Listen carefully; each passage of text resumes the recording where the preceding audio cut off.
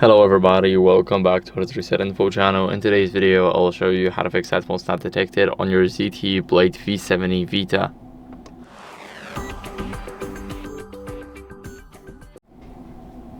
So first, if we're using the headphone jack, then we need to check the headphones. We want to test them with another device to make sure that they're working.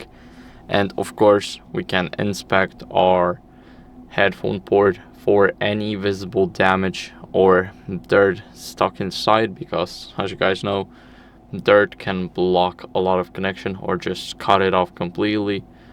And after checking it out, what you guys want to do is restart the phone. So this will resolve any minor issues. We're just gonna press the power button and hold it. Let me quickly do that again. Now let's tap restart and tap again to restart the device.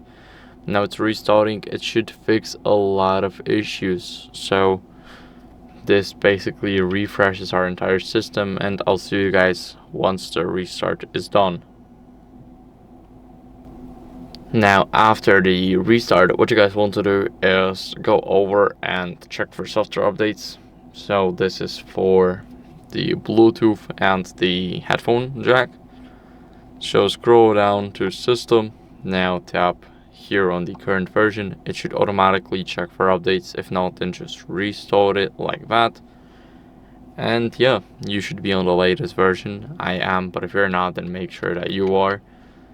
So now for the Bluetooth headphones, what you guys want to do is simply go over to settings, and then in those settings go to Bluetooth. Now make sure that your Bluetooth is turned on. Now let's turn it off and turn it on again really fast. This will restart our Bluetooth. Now if we have paired our headphones already, then just forget them and repair them. You forget and repair the headphones a different way. No matter which one you got, it's always a different way, so I cannot show it to you. Now what you guys want to do is go over and avoid device interference. So whenever you're actually using your headphones, make sure that they do not connect anywhere else, like your laptop, tablet, TV, or even a car. So make sure that does not happen. And now as a last resort, what you guys want to do is simply go to system, reset options, and here we want to reset network settings and reset Bluetooth and Wi-Fi settings, so both of these. But we are mostly focused on this one. Still, we need to reset this one too. And after we reset them, everything should work. So that's it for the video. I hope it was helpful. If it was, then leave a like, subscription, and a comment, and I'll see you in the next one. Bye.